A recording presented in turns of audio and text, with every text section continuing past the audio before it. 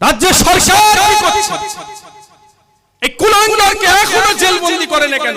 যে কোরআনের উপরে কথা বলেছে, কোরআনকে নিয়ে কটূক্তি করেছে, কোরআনকে বেইজ্জতি করেছে, দেশের আইন, সংবিধান, কানুন যার যে শেষ করেছে। অসীম সরকার বিজেপির এক বিধায়ক আমার কোরআনকে বেইজ্জতি করেছে, আমার কোরআনকে নিয়ে কথা বলেছে। ও কোরআনের সম্বন্ধে কি বোঝে? বিশ্বনবীর দুশমনেরা হুঁশিয়ার, সাবধান। বিশ্বনবীর দুশমনেরা হুঁশিয়ার, সাবধান। কোরআনের দুশমনেরা হুঁশিয়ার, সাবধান। মসজিদের দুশমনেরা হুঁশিয়ার, সাবধান। কোরআনের দুশমনেরা হুঁশিয়ার, সাবধান। নারায়ে তাকবীর। আলহামদুলিল্লাহ বলেন, আলহামদুলিল্লাহ। আল্লাহ কবুল করুন। সকলে বলেন আমিন। বলুন আল্লাহ।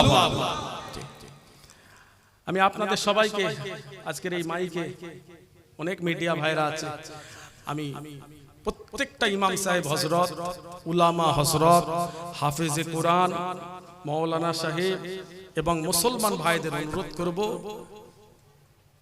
যে কোরআনের বেইজ্জতি করেছে, কোরআনকে নিয়ে কথা বলেছে, তার বিরুদ্ধে আপনারা সবাই থানায় যান, এফআইআর করুন, আইনি সাহায্য চান, আইনি ব্যবস্থা নেন।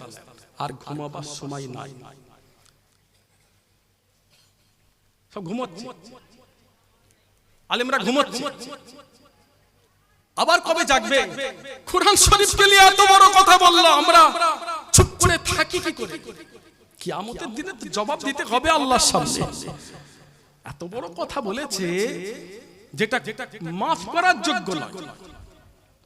আল্লাহর কোরআন।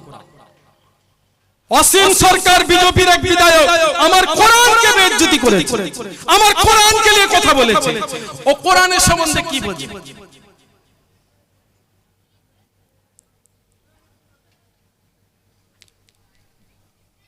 দেশের আইন আমাদের ভরসা রাখতে হবে। দেশের জন্য আমাদের আইন আছে, সংবিধান আছে, দেশের কানুন আছে, প্রশাসন, আমরা আইনি সাহায্য করব। এখনো অ্যারেস্ট হয় না কেন? এটাও তো আমার প্রশ্ন। রাজ্য সরকার কি করছে? এই কুলাঙ্গারকে এখনো জেলবন্দি করে না কেন? যে কোরআনের উপরে কথা বলেছে, কোরআনকে নিয়ে কটূক্তি করেছে, কোরআনকে বেইজ্জতি করেছে, দেশের আইন, সংবিধান, কানুন যার যে শেষ করেছে। যে কোনো মুহূর্তে অশান্তি লেগে যেতে পারে। এই মানুষে মানুষে ভালোবাসা যে নষ্ট করতে চাইছে। আমার কাছে আমার ধর্ম ভালো, আমরা প্রত্যেকটা ধর্মগ্রন্থকে রেসপেক্ট করি, সম্মান। প্রত্যেকটা ধর্মের মানুষকে আমরা সম্মান করি। আমরা মসজিদে যাব, আমার হিন্দু ভাইরা মন্দিরে যাবে, খ্রিস্টান ভাইরা চার্চে যাবে। আমার ধর্ম আমার কাছে ভালো, আমার ধর্মের কাজ আমি করব, আমার ধর্মগ্রন্থ আমার কাছে ভালো, আপনার ধর্মগ্রন্থ আপনার কাছে ভালো, আপনি আপনার ধর্মের কাজ করুন।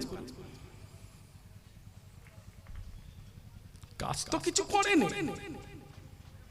এটা তো একটা টুপি পরাবার ষড়যন্ত্র। আমার হিন্দু ভাই বোনেদের একটা টুপি পরার সামনে ভোট আছে, টিকিট নিতে হবে, না কলেজ, না হাসপাতাল, না ইউনিভার্সিটি, কিচ্ছু করে এই বিধায়করা কিচ্ছু করেনি। যে কোনো প্রকারে একটা কোরআনকে ঢাল করো, নবীকে ঢাল করো, মুসলমানদের ঢাল করো, ঢাল করলে হিন্দু ভাই বোনেদের মাথায় সহজে টুপি পরিয়ে দেওয়া যাবে, টিকিটটা পাওয়া যাবে। মতুয়া ভাই বোনেদের ঠকিয়ে দিয়েছে, আমার মতুয়া ভাই বোনেদের ঠকিয়ে দিয়েছে, তাদের তো একটু খুশি করতে হবে, কোরআনকে ঢাল করেছে। এত বড় সাহস পেল কোথা থেকে? তাহলে আমরা মুসলমান যদি কথা না বলি, এই জলসা থাকবে? কথা বলে নাকি? জলসা থাকবে? তোমার ওয়াকফ চলে গেছে, তুমি এখনো ঘুমোচ্ছ মুসলমান। মসজিদ যদি না থাকে, মাদ্রাসা যদি না থাকে, কবরস্থান যদি, তোমার বাপ মায়ের কবরস্থান যদি না থাকে, নবীর কোনো লাভ আছে? কথা বলে নাকি? সব যদি চলে যায়, কথা বলেনি, সব ঘুমোচ্ছে। তাহলে কথা বলবে কি? আলেমরা যদি কথা না বলে, হাফেজরা যদি কথা না বলে, হুজুররা যদি কথা না বলে, কথা যাদের আল্লাহ কথা বলার ক্ষমতা দিয়েছে তারা যদি কথা না বলে, কথা বলবে কে বলুন? আজ আমরা কথা বলিনি, আস্তে আস্তে সাহসটা কোথায় যেচ্ছে দেখেছেন? তাহলে ওকে যদি এই মুহূর্তে জেলবন্দি করে দেওয়া হতো, প্রশাসন কি করছে, সরকার কি করছে? কি করছে? ওকে তো জেলবন্দি করে দেওয়া দরকার। এত বড় তুমি আইন বিরোধী কথা বললে, সংবিধান বিরোধী কথা বললে।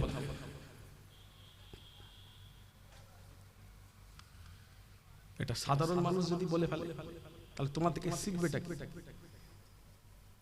দেশের জন্য তো কিছু উন্নয়ন বলে কিছু নেই, খালি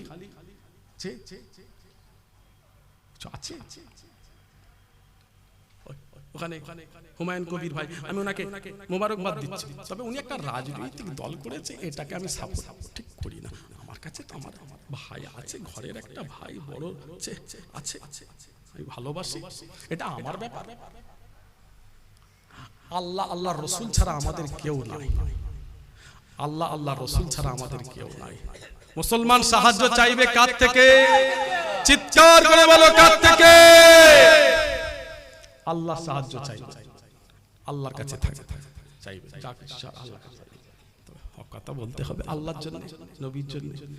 খালি আল্লাহ আল্লাহ রসুল করে চলে যাবো, তাহলে আমার মসজিদ বিপদে, আমার মাদ্রাসা বিপদে, আমার কোরআন বিপদে, আমার বাপ মায়ের কবরস্থান বিপদে, আমি খালি আল্লাহ আল্লাহ রসুল, আল্লাহ আল্লাহ রসুল চলে যাব? আমার মসজিদ বিপদে আছে, আমার কোরআন বিপদে, এগুলো শেষ হতে চলেছে, আল্লাহ রসুল হয়ে গেল, জবানে কথা নাই। আল্লাহ তো জবানটা দিয়েছে কথা বলার জন্য, ঠিক বলছি না ভুল বলছি?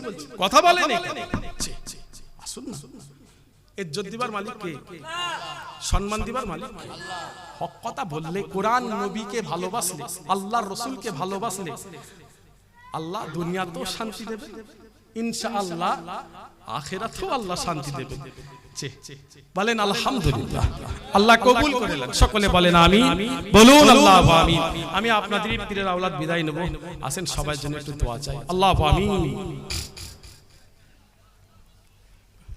সন্ধ্যা থেকে এখন পর্যন্ত ওয়াজ নসিহত চলছে। শাহজাহান হুজুর কেবলা, উলামা হযরত সবাই আলোচনা করেছে। আমি গুনাহগার যতক্ষণ ছিলাম রাসূল পাকের কথা আলোচনা করেছি, সাহাবা হুজুরদের কথা বলেছি, আম্মা জানদের কথা বলেছি, সকলে মিলে রাসূলুল্লাহর নামে দরুদ শরীফ, সালাম শরীফ তেলাওয়াত করেছি। পড়াতে, বলাতে, শোনাতে, তেলাওয়াতে কারো যদি কোনো রকমের ভুল হয়, দয়া করে মেহেরবানি করে আল্লাহ আপনি মাফ করে দেবেন। গুনাহগারদের উপরে যদি রাজি হয়ে যান, আজকের এই সালে সওয়াবে গুনাহগারদের যে সওয়াব আপনি দেবেন, আমাদের সকলের এই সওয়াব বিশ্ব নবীর দরবারে পৌঁছে দিন, হুজুর পাকের দরবারে পৌঁছে দিন, রাসূলুল্লাহর দরবারে পৌঁছে দিন, আমাদের নবীর সমস্ত আল আওলাদ আহলিয়া আম্মা জানদের দরবারে পৌঁছে দিন, রাসূলুল্লাহর সাহাবা হুজুরদের দরবারে সওয়াব পৌঁছে দিন, হযরত বড় পীর সাহেব কেবলার দরবারে সওয়াব পৌঁছে দিন, হিন্দুস্তানে বাদশা খাজা গরিবের নওয়াজ হুজুরের দরবারে সওয়াব।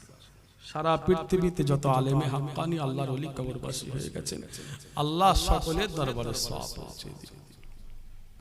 মুজাদ্দিদিজ জামান কুতুবুল আলাম আমির শরিয়ত আলা হযরত দাদা হুজুর কিবলা হুজুরের পাক দরবারে সওয়াব পৌঁছে দিন।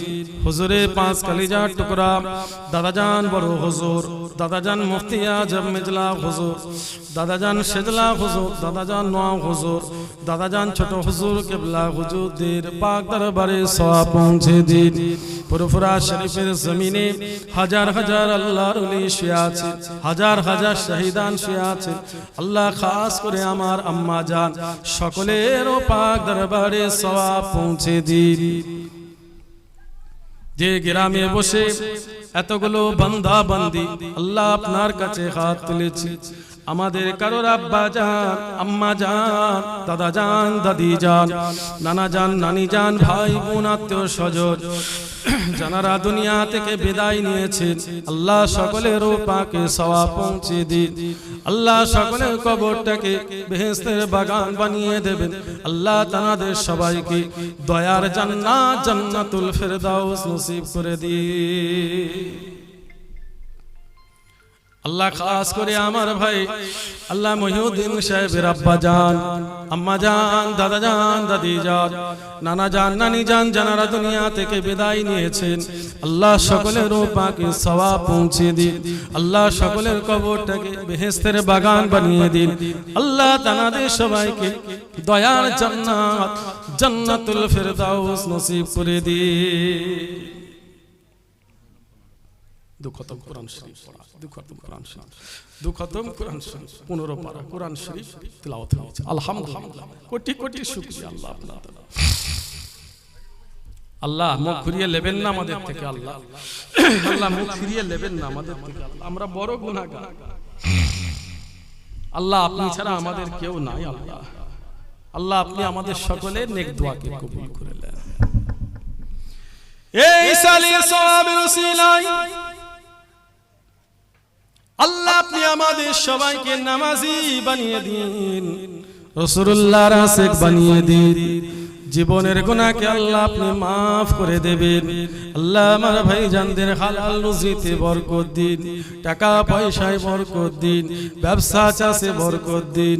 আল্লাহ আজকের এই সালে সওয়াবের উসিলায় আপনি আমাদের প্রত্যেকের বাড়িতে রহমত বরকত নাজিল করে দিন। আমার ভাইজানদের আল্লাহ হালাল রুজিতে বরকত দিন, অভাব দেবেন না আল্লাহ, সংসারে কষ্ট দেবেন না আল্লাহ, এত বরকত দেবেন মরণের আগে, মৃত্যুর আগে আল্লাহ মক্কা মদিনা শরীফে যাওয়ার তৌফিক দেবেন। যে জমিনে নবী আমার আছেন আল্লাহ, যতদিন পর্যন্ত আমাদের জিয়ারত নসিব না হয় কাবা বাইতুল্লাহ শরীফ রাসূলুল্লাহ রওজা মুবারক আল্লাহ আপনি আমাদের যাওয়ার তৌফিক দেবেন। যতদিন পর্যন্ত আল্লাহ আমাদের জিয়ারত নসিব না হয় আল্লাহ আপনি আমাদের ডেকে নেবেন না।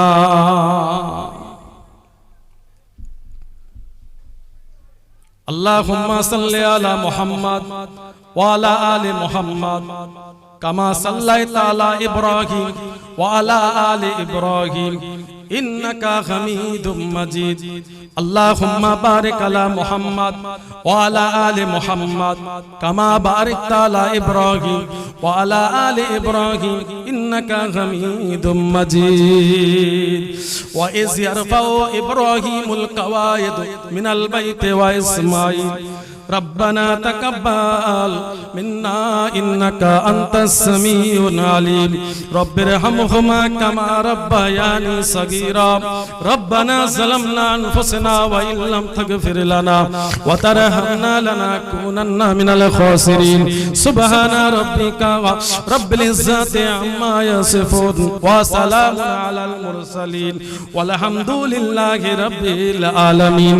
آمين آمين آمين. لا إله إلا الله لا إله إلا الله لا إله إلا الله محمد رسول الله صلى الله عليه وسلم.